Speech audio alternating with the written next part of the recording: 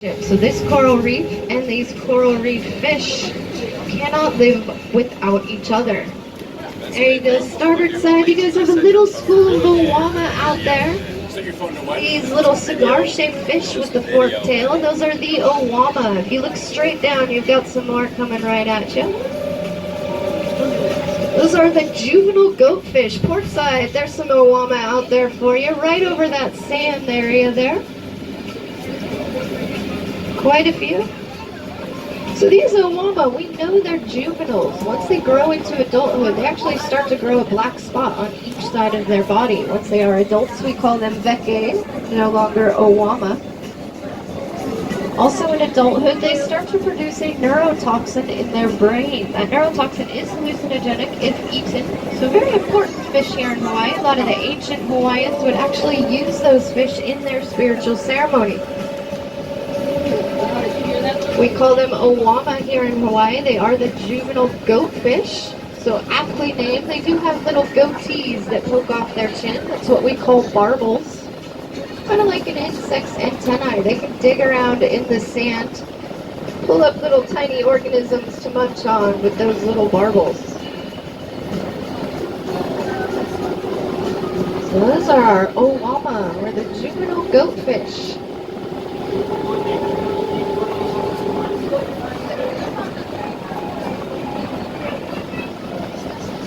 So if you look straight down in the coral, I think there's a couple on both sides, a little solid yellow fish, a little bit smaller than the palm of your hand. Those are our yellow tang, probably our most famous fish here in Kona. Kona actually used to be nicknamed the Gold Coast. We had so many of those yellow tang in our water that when the waves would crash up on shore, the entire wave would be solid yellow. Huge schools of fish in the crest of that wave. If you've ever seen the movie Finding Nemo, that's Bubbles from Finding Nemo. It's a very famous little fish. But unfortunately, just like in the movie, they are the most popular aquarium fish. So about 15 years ago, that aquarium trade started coming in here, taking those those fish off of our reef. Actually almost decimated the entire population down here. So luckily about 5 years ago, they made this whole area a marine sanctuary. So it is now illegal to take fish off of this area for any commercial reason, aquarium trade, commercial fishing. So we are starting to see their numbers increase. They take it pretty seriously. It's about a $50,000 fine per fish if you're caught. So we are starting to see their numbers increase. But unfortunately, it is a very slow process. Starboard side, you guys have a couple of raccoon butterfly down there. Little yellow fish with the white and black stripe right over their eye. Those are the raccoon butterfly. They are my favorite fish down here. Very loyal little fish. We often see them in pairs. They do mate for life. In fact, they're almost loyal to a fault. If one of those pairs goes missing, the other will start searching for its mate, stop eating, until it either finds its mate or eventually starves itself. So, loyal to a fault, the Romeo and Juliet of the ocean world. They are a very cute little fish.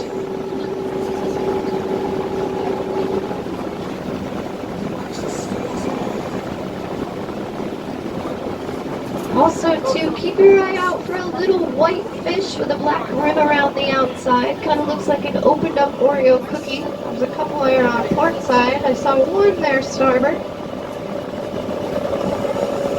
So those are our silver dollar damsels, or the Hawaiian dacilus. Very aggressive little fish. They'll spend most of their lives over one patch of coral. Do anything in their power to protect that patch of coral. So much so that they're known to attack scuba divers and snorkelers, but being that they're so small, it ends up being cute than anything else. But over the years, they have coined the nicknames the Chihuahuas of the ocean. Those little silver dollar damsels, very vicious little fish, so watch out for them. They will pull your arm hairs. Very cute fish, though.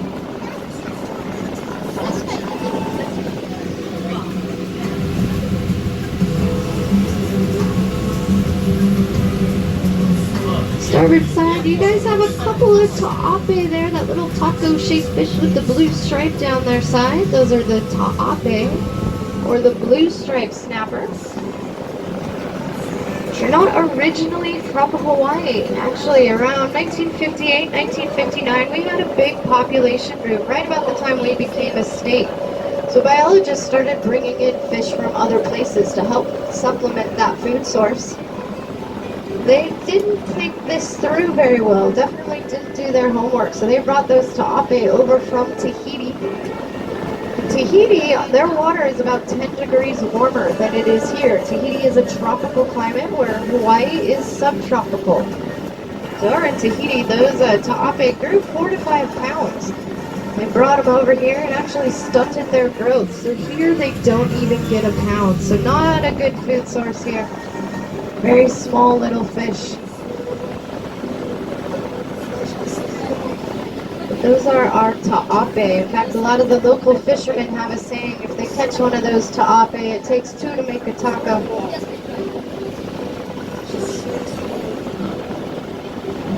There you go, starboard side. There's some of those silver dollar damsels, the chihuahuas of the ocean. Port side, you guys have a big school of awama hanging out right near the sand there.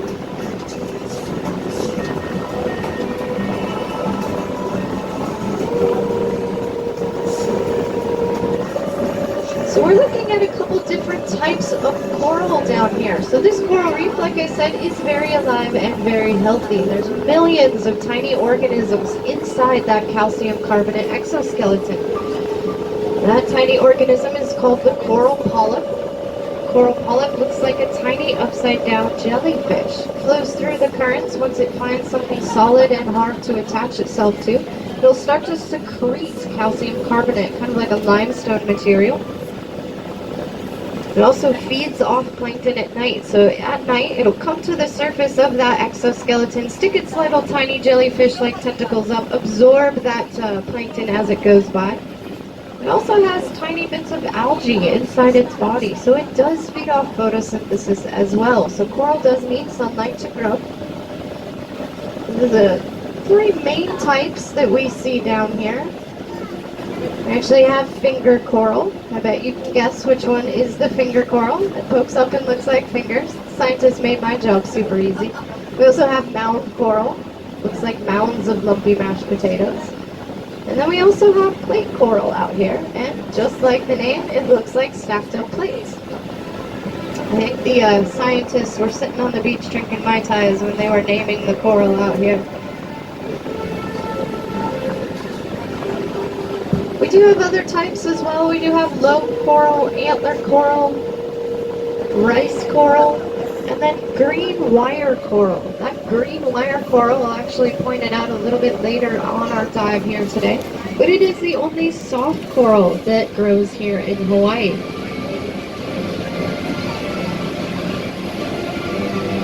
Port side, you might see some little tiny fish out there, a little bit smaller than a quarter. Brown body with a clear tail. Those are the chocolate dipped damsels. Kind of looks like a Valentine's Day treat. They look like they got dipped in chocolate. Very similar to those silver dollar damsels. They are a little bit aggressive. Not quite as aggressive as the silver dollar damsels, especially only being the size of a quarter. They don't do much damage at all.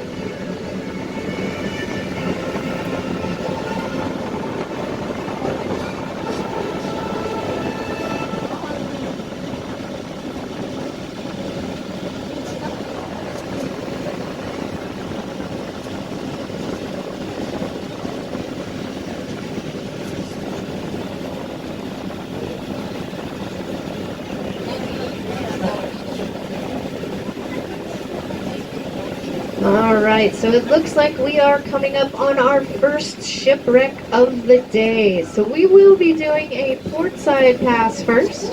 But don't worry, starboard side. Our pilot will spin the submarine around. We'll then go down on starboard side. Make sure you folks get a great view of this shipwreck down here.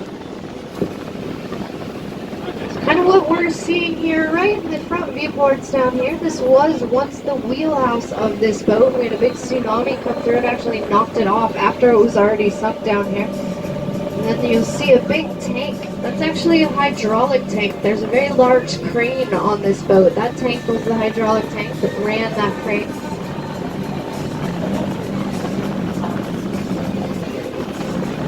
So this shipwreck is locally known as the Predator.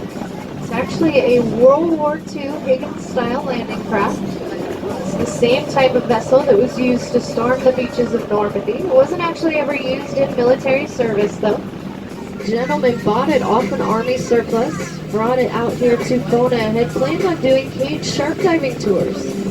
So he had this huge crane arm installed. That was what he was going to do to raise and lower.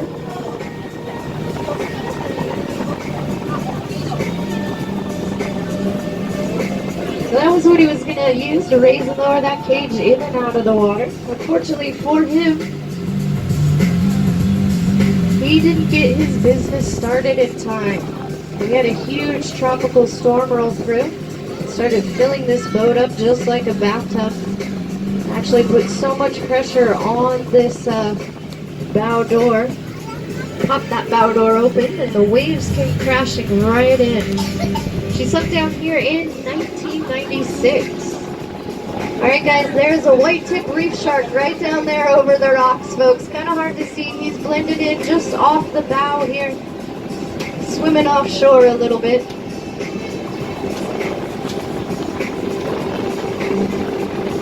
Not dangerous, no.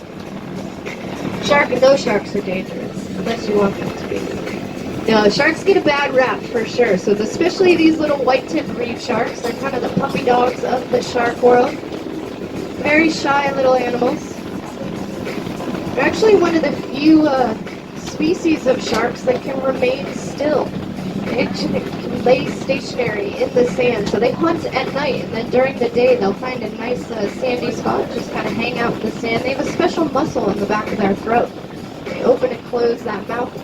Can actually continue to flow that water over their gills. So one of the few types of sharks that can actually do that. So very cool. We actually don't see sharks. In fact, I don't think I've ever seen a shark near the Predator, so that was really cool.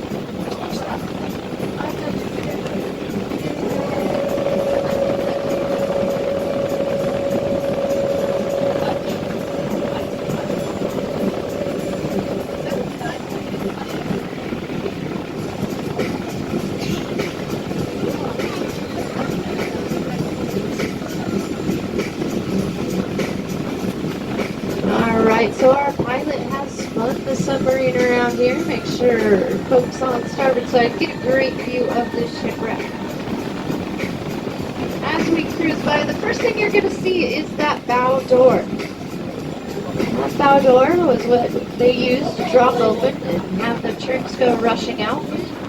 We are starting to see coral grow. So this is a great example of an artificial reef system down here. A lot of places around the world, they'll intentionally sink boats, different solid structures, help promote that healthy coral growth.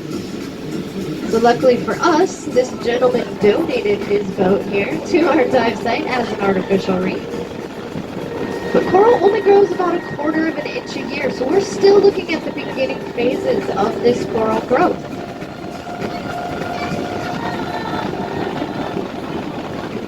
Got a bunch of yellow tangs hanging out. You see a ball of spikes sticking off the side there? That is the spiny urchin, otherwise known as Vana here in Hawaii. A very fragile hollow spine, a little bit of toxin at the end, very difficult to get out of your skin, so definitely watch out if you're snorkeling or walking around in our tide pools. It is not enjoyable to step on those Vana. Got some bluefin trevally cruising right over the top there. That big silver fish with the neon blue edging, that is the bluefin trevally. One of the apex predators out here. We've been diving out here for the last 30 years, so they know our submarine. We're almost part of the ecosystem down here, and those bluefin trevally often use us as camouflage. You'll see them come and swim right underneath the sub. We cruise through a school of fish. You might see them dart out from time to time, try and grab a quick snack.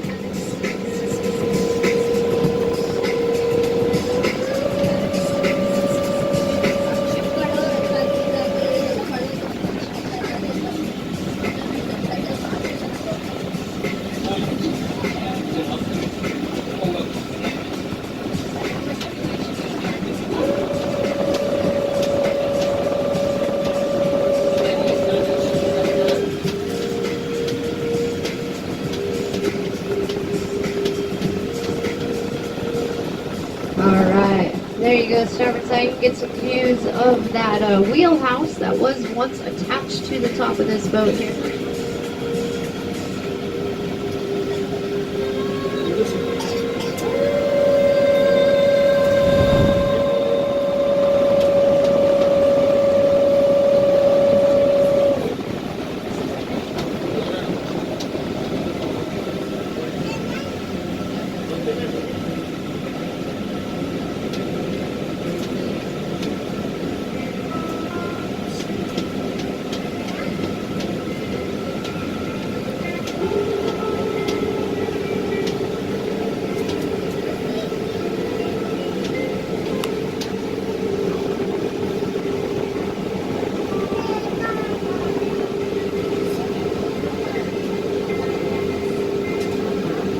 There you go, port side, we've got some little millet seed butterfly fish. That little yellow fish with the black spot right in the front of its tail.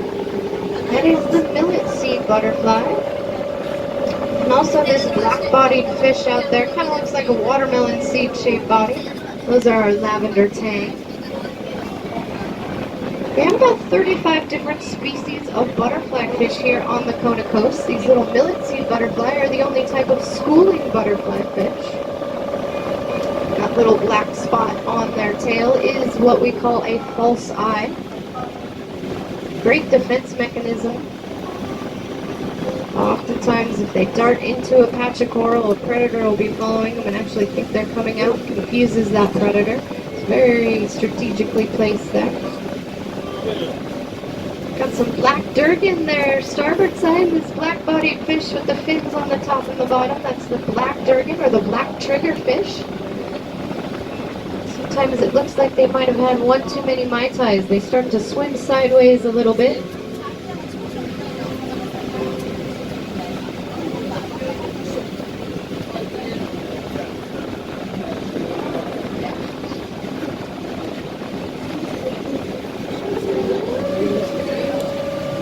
Ooh, if you look straight down there, starboard side, there's a big parrotfish hanging out with us. He's kind of swimming right along the side of the sub. Yellow and green, that is the parrotfish. Very important fish here in Hawaii. So they have almost beak-like front teeth, very big front teeth. They use those front teeth to eat coral. So they'll actually eat the coral, actually digest that polyp on the inside, and get rid of that calcium carbonate exoskeleton. So about 80% of the white sand found here in Hawaii is actually parrotfish poop. So tomorrow, if you guys go to the beach and you get a little sand in your sandwich, try not to think about where that came from. That was compliments of the parrotfish. They can produce up to a ton of sand a year per fish. Very important around here. But it's okay, sand happens. Alright, so we are headed into deeper water now, folks, so keep your eye on those depth gauges. We are what we call headed offshore. So we will start to see our coral reef dissipate.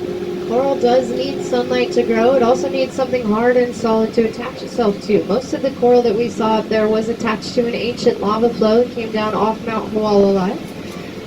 Right where that lava flow stopped, we start to get into more of a sandy, rocky environment down here. So like I was saying earlier, a lot of our colorful reef fish rely on this reef for protection and their homes. So we will start to lose some of our coral reef fish as well. But we still have quite a bit of life out here in this sandy, rocky bottom. Unfortunately for us, they use camouflage for protection. So we have to have a little bit of a sharper eye than we did up top there. Spot a lot of these animals.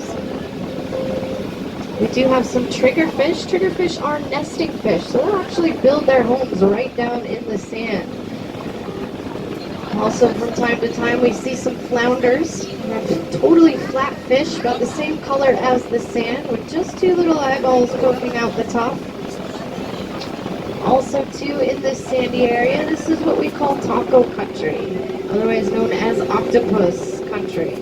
Unfortunately, they are the masters of camouflage, so they can change the color of their skin and the texture of their skin to totally match their surroundings. Oftentimes, our pilot will see one, but by the time it gets back to our viewports, we think we're looking at a rock.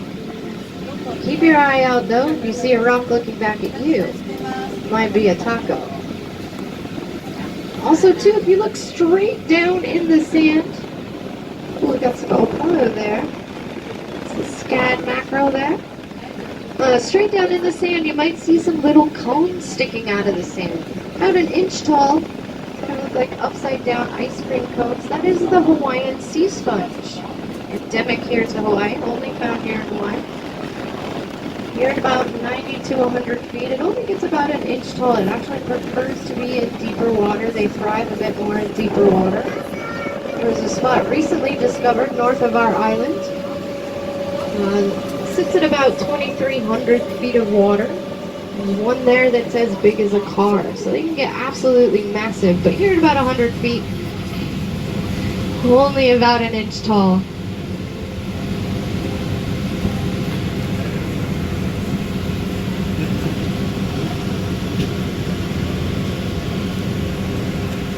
Also, this plant that we see here, this is a type of seaweed. This is actually called Halimeda seagrass.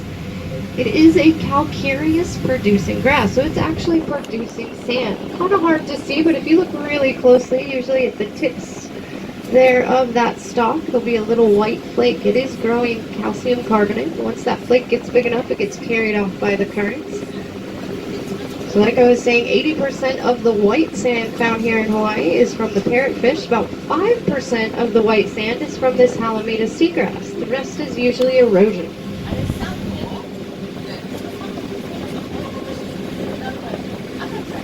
Might see a sea cucumber land in the sand from time to time. It looks like a giant garden slug just hanging out. Then we do have a little bit of debris down here. So we had a tsunami roll through. It actually washed a bunch of tires from the pier down here. They came down here to clean it up about 2 weeks afterwards. Scuba divers came down. They started seeing that a lot of this debris had actually already started growing coral on it and algae. So as long as it's not toxic to our waters, it's actually more detrimental for us to bring that stuff back up to the surface than it is just to leave it down here. In fact, a lot of these tires that are down here, we have a lot of eels that live in those tires, a lot of different fish. So it's a great example of a tiny artificial reef.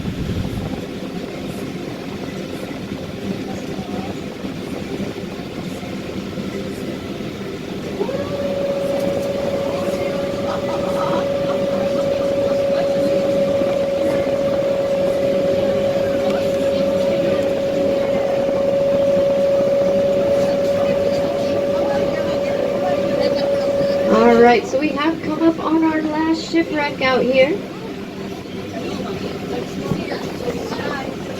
This at one time was a very high-end sailboat.